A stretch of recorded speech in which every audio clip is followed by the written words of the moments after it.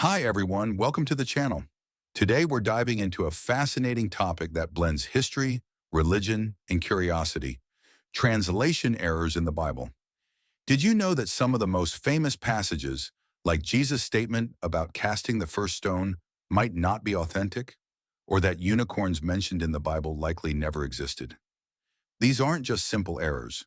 They reveal how translation and the transmission of sacred texts can be influenced by culture, politics, and even personal interests. In this video, we'll explore these issues in detail. Get ready because you'll never look at the Bible the same way again. Let's start with one of the most quoted passages from the Bible. Let the one who has never sinned cast the first stone. It's a powerful statement, isn't it? Found in John 8:7, it's often used to illustrate mercy and compassion. But what if I told you this phrase might not have been spoken by Jesus? Studies show that the earliest manuscripts of the Gospel of John don't include this passage. It was added centuries later, likely to emphasize Christian values that were gaining prominence at the time. Scene of ancient manuscripts with zoomed-in sections showing omissions. What does this teach us? That the Bible isn't just a religious text, but also a historical document shaped by human hands. This means that in many cases, the original messages may have been adapted to align with the beliefs and needs of the time. The mystery of unicorns. Now let's talk about something unexpected. Unicorns. Did you know that some versions of the Bible mention unicorns? In the King James translation, the word appears several times, leaving many readers intrigued. However, this doesn't mean the biblical authors believed in magical creatures. It's actually a translation error. The original Hebrew word, reem, likely referred to a horned animal, such as a wild ox or even a rhinoceros. But how did this error happen? The answer lies in the challenge of translating ancient languages into modern ones. Sometimes translators interpreted terms literally without considering the original cultural or contextual meaning. If you love exploring intriguing topics like this, make sure to subscribe to the channel. Here we dive into fascinating stories, historical curiosities, and interpretations that will make you see things differently. Click the subscribe button now and turn on the notification bell so you don't miss our upcoming videos. Your subscription is essential for us to keep bringing you amazing content like this. Contradictions about women's roles. Another controversial topic in the Bible is the role of women. There are passages that seem to restrict women's participation, like 1 Corinthians 14:34, which instructs women to remain silent in church. Yet other passages, like Romans 16:1, celebrate women leaders such as Phoebe, a deacon in the early church. How can we explain these contradictions? Many scholars believe these discrepancies reflect cultural and regional differences at the time the texts were written. It's also possible that certain passages were added or altered by scribes to reinforce social or theological norms of their era. Political influences and printing errors. Another fascinating aspect of the Bible's history is printing errors.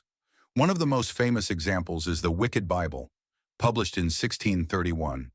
In this version, the seventh commandment was altered to say, "Thou shalt commit adultery." This scandalous mistake led to most copies being recalled, though a few still exist as historical rarities. Additionally, biblical translations were often influenced by political context. During the Middle Ages, for instance, the Catholic Church controlled who could translate the texts. Terms and phrases were sometimes adjusted to reinforce the authority of the Church and allied monarchs. These changes weren't just linguistic, but also ideological, shaping how millions of people understand divine messages. Now take a moment to reflect.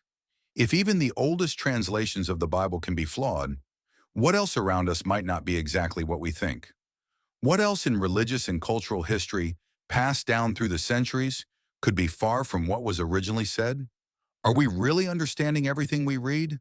Or is it possible that, just like these passages, many interpretations have been shaped by time, by people, and by history? Moses' horns. Did you know that Michelangelo's famous statue of Moses depicts him with horns? This comes from a mistranslation of the Hebrew word Quran, which means radiant or shining.